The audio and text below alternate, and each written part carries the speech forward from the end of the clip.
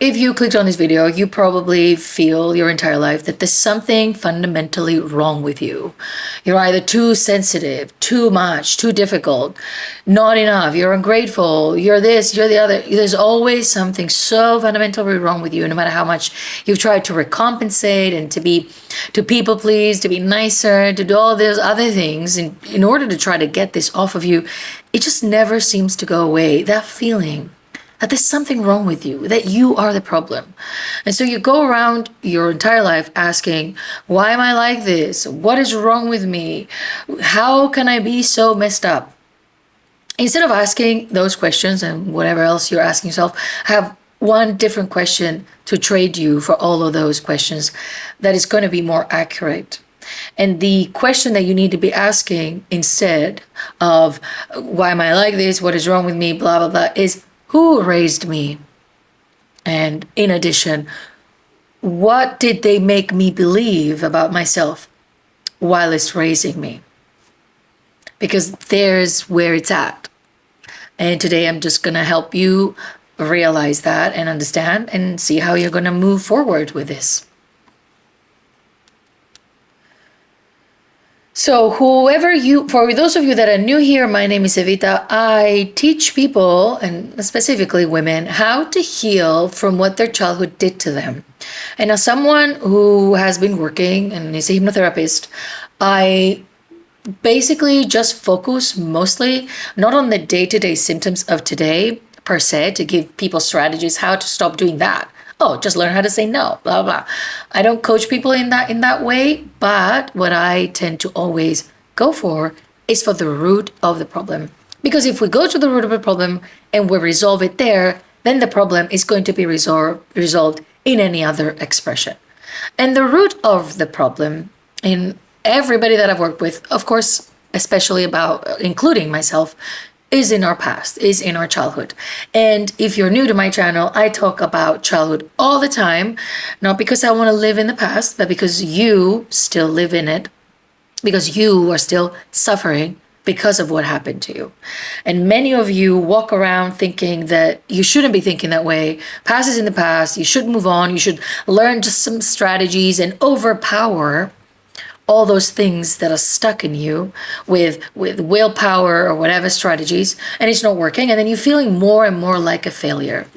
The thing is that unless you address the root cause of things, you can only try to recompensate as much. It's just how it is. And that was true for me in my own journey. So whoever we become when we're kids, right? We come into this world, we don't necessarily have preferences or ways of being the moment we are born. Of course, we do evolve into becoming who we end up being. But depending where we're raised, who raises us, how they treat us, what they say to us, then we adapt and we become someone accordingly. And that is just foundational, and nobody's born problematic, stressed. Nobody's born feeling guilty for saying no. Like, we're just born into environments that teach us how to be humans. In the same way that if we were born in an environment that speaks to us Greek, when we're growing up, we grow up learning Greek. Like, we're not going to just grow up and talk a totally different language than the one we've been spoken by, right? Most of us, the native language in our homes was abuse. Right? Emotional abuse. And not always so obvious to the naked eye or to somebody just looking at the family, looking perfect families or whatever, but it was constant emotional abuse. But anyway, the thing is, who we become, I will talk about that more later, but who we become is going to be affected by the language we're spoken when we speak and we're spoken to in our households. So if you today, the person that is seeing this video, no matter how old you are, this doesn't have an age where it expires, right? It's like, oh no, now I'm an adult. I no longer have to do the things that I did when I was a kid in order to survive. Now I just get to be me, get to be the authentic me and shine on. It's not going to happen. It's not going to happen, right? So now as an adult, you may feel guilty for saying no, or guilty even for existing. You can't seem to make decisions without worrying what others think about them. You constantly feel responsible for other people's emotions. You apologize for things that aren't your fault. You feel like you are to blame for every misfortune that has happened anywhere in the world, right? You feel constantly anxious when people around you are upset. You still operate and think that you have to fix whatever is happening in the rooms. You can't relax because then you feel lazy and that something is wrong with you. You have to constantly be doing something. You don't trust your own perception. When something happens, you're like, well, maybe. You constantly minimize things as well. And you always rush to find the justification of why people do what they do based on something that you have done wrong. And the fundamental thing that you all possibly share here is that when you meet people or when people are close to you, you have this dread that if they truly know you, these people, they are not going to love you. Because deep down, you feel very unworthy of love as who you are. And you feel very fundamentally unlovable. And you believe that so much that you actually think it's true. This is the core belief that you have. And this core belief has not been planted in you the moment you were born, but it has been, you've been brainwashed to believe that, and you've been shown how to believe that based on how you were treated. So that's why we talk about the symptomatology, the phenomenological aspect of things, right? When people come to me or when I work with people or when I have them start my program, the first thing I say, what's going on in your life right now, right? We have the symptoms of our lives. I can't seem to say no. I feel guilty. I feel this, I feel that. And all of them at the end, when we go to the core, say, I feel unworthy. I don't feel enough. I don't feel like I should even be alive. Nobody cares about me. I'm unlovable. I am problematic. I'm a lost cause. I will never amount to anything. And these are things that we believe so deeply, right? So we have those symptoms, but those symptoms are not a proof that you're problematic or that you're the problem. Those symptoms are proof that someone has abused you so much and so consistently that they taught you, a child, to believe that you're unworthy of love. No matter how they painted it or how they've justified it, I do not care, but that is their doing and it's not a proof. So the question to be asking in our life when we are having these moments or we're seeing these patterns show up in our way of being is not what is wrong with me, is what happened to me, and specifically, who raised me. In parentheses, I'm annoyed I have to keep saying this, but I want to be saying it in every video just in case somebody may need to hear it. Many people will shame you for talking about the past and blaming the parents. If you know me, I have no issue about blaming the parents. I don't care blaming whoever is responsible for whatever they're responsible for. There's nothing wrong with blaming the parents, but they've been sanctified to be exempt for being judged or evaluated as parents. So now we can't really judge the parents. It's just like religion. You can't say anything about God. God always knows better. Like all the things that are happening in the world, God knows. Like, okay, don't get me started about religion. Let's just put this aside now. But anyway, they think they're exempt because they gave you roof, food, shoes, and took you to school, which was their legal requirement to do as parents. But raising you with kindness, no, that wasn't a legal requirement. So you should be grateful for everything else, right? So people will shame you for blaming your shortcomings on your parents. But there's a distinction here. There's a distinction between me saying, I'm sitting here and saying, I am this way because of how I've been treated. So I get it. I wasn't born this way. I'm not problematic. Something happened to me. So now I know how to resolve what happened to me, to heal this, versus me sitting here saying, I'm like this, I'm just like that, I'm just problematic, I'm just unlovable, I'm just unworthy, right? This is the importance of knowing why we are the way that we are. And as we do that, inevitably what we come to realize is that a lot of us have been unnecessarily and brutally abused. And the people who say, it's the past, sure, they could do whatever they want. My advice and my way of working has shown me that unless we validate the past, we cannot heal it. How can we heal something we don't even acknowledge happened, or we don't acknowledge the severity? And you don't need anybody else to validate. Tell me your trauma to tell you if it was bad enough. Okay, yeah, this was bad enough. You're justified to suffer. It doesn't matter. It doesn't matter, right? So this is why we have to be doing this, and this is why we have to be blaming the parents, as if we're not allowed to blame them, and it's as if we needed permission. But anyway, just putting this out there, right? So instead of thinking, why am I like this? We're thinking, who raised me? How was I raised? So if you were a child that had a parent that told you whenever you disagreed with something, right? They told you you're difficult, you're argumentative, you're disrespectful, you're hard to deal with, you're just too much, right?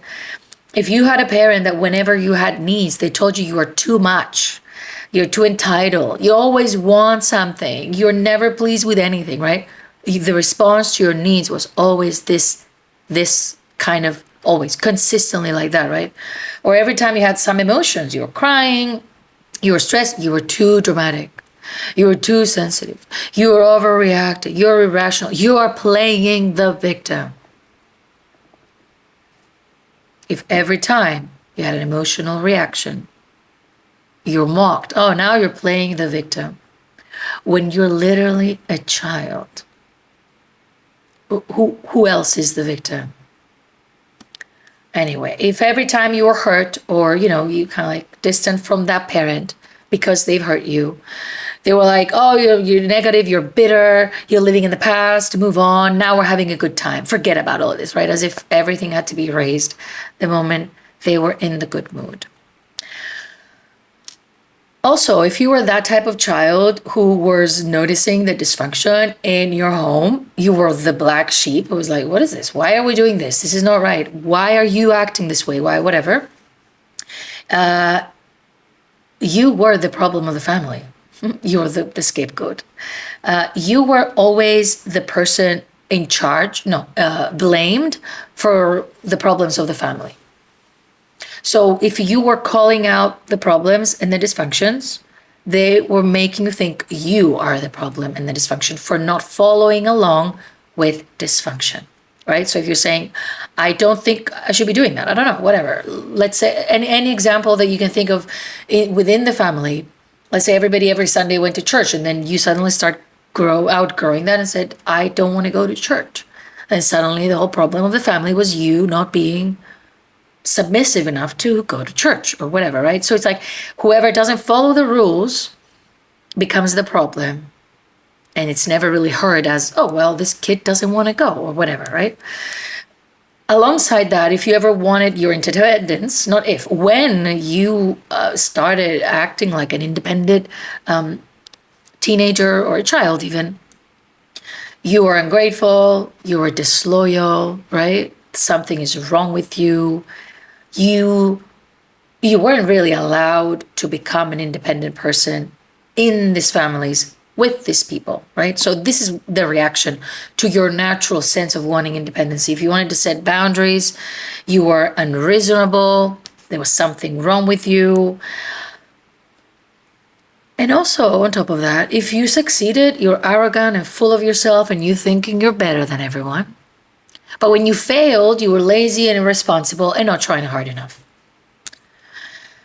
Do any of these sound familiar? I mean, every single expression of your humanity was judged, scrutinized, shamed, and shut down. Obviously, then, you become an adult with a bunch of issues. But an adult that is basically afraid of their own shadow, And you internalize all these things that are happening as something being wrong with you, right? You don't think, oh, I made a mistake and they're, telling me off about the mistake. You're thinking, I am a mistake, right? Or when you disagree, you don't think I just disagree with what they're saying. You're like, oh, I am a difficult child. I should just get along. And what you're being taught eventually is to mute yourself and to constantly edit yourself. Because every expression, every normal expression of yourself has been judged, has been the reason why you were shamed, has been the reason why you felt like you didn't belong, has been the reason for you getting abused. So eventually, what do? You turn into a shadow of yourself. You're afraid to do anything. And you're most importantly afraid that people would know you for how horrible you are and they will run away. Right? So you go around thinking, I'm too much, I'm not enough, I'm hard to love, I'm a burden, I'm defective, I ruin things, I always ruin things, I always do this, I always do the other, I don't deserve love, I am unworthy. All of these are, the main umbrella under which all of these stand and sit under is unworthiness. Right? Because if you think about it, when someone is growing up and they want to express, this is the bare minimum, right? The space to express your authentic self. And if you're not allowed to, you're like, so I don't even deserve to exist here. I just have to edit and turn myself into a performance so that these people will be nice to me. So deep down, you're thinking, who I am is not worthy, not only to be known, but to be loved and accepted, right? So in dysfunctional families, if you're raised by parents who are treating you that way, all of the things that then you become because of that dysfunction, or how you're responding to the dysfunction, or generally you're just existing. You failed, you succeeded, you spoke up, you didn't comply, you just whatever you did, all of those things just become evidence that you're the problem. So imagine you have those at least 18 years where someone is constantly blaming you for everything, right? For everything that goes wrong in your life, for everything that goes wrong in the family. Oh, don't get me started. Those parents who are like sick and they weaponize their illness. Oh, you're going to get me. You're going to be the one. It's going to be your fault. And they're sick, right? All this time. They don't take care of their health. They're doing all sort of stuff, but then it's your responsibility to keep them alive, because something that you do is going to be the reason why they're no longer here, right? So everything that you did, acting like a normal child growing up, it just became the things that you are defective. You're defective. They became a different label. So all of these current flaws that you are kind of like seeing now and feeling that you're the problem, like you're too much, you need too much, it's just simple and normal human needs and functions, right? Having needs, absolutely normal. Even if someone can't meet them, that doesn't mean you shouldn't have the needs. But especially if you're a kid, you all have needs and you expect the parents to meet them. You're not going to a stranger and say, please, can you love me? Please, can you be kind to me, right? Having big feelings, absolutely normal and absolutely healthy. Disagreeing. Wanting independence, wanting to be your own person, having your own little secrets, your own life that you're building with your friends, with your lover, whatever what you're doing, right? Setting boundaries, absolutely normal. Noticing reality and being aware of this reality and calling out inconsistencies. You're congruent. You're trying to bring congruency. Wanting respect, a human need. You need to feel respect. If you are not respected in these environments that, beforehand, you never really taught that you deserve respect. If you're not given respect, you feel like trash. Making mistakes. It's also a very natural process of being a human being. Again, these are just signs that you were a problem. So, are you the problem? Or were you raised by people who didn't even know how to be kind to their growing, developing, curious, and precious little child? And as you realize what is the source of your shortcomings or the things that you're experiencing it here, how are you going to address them? So you resolve them, right? We're not going to live here in the it's my parents' fault, it's my parents' fault. Again, not because I care about blaming them. You can blame them indefinitely, but I do want you to move on with your life. So blaming them indefinitely and not doing much to heal, not going to get you anywhere. So we don't want that. You can continue to blame them and know that they're responsible until the end of your life. And actually, I recommend that you never forgive that or forget it, to be fair. But at the same time, you need to heal, right? So what we do is we ask ourselves the right question. What is it that happened to me? What is my relational history that made me believe that I'm so unworthy, right? That has caused me the things that I'm now struggling with. So basically, we do the work to reparent ourselves, because that's how horribly they did our parenting us. Now we have to do it again.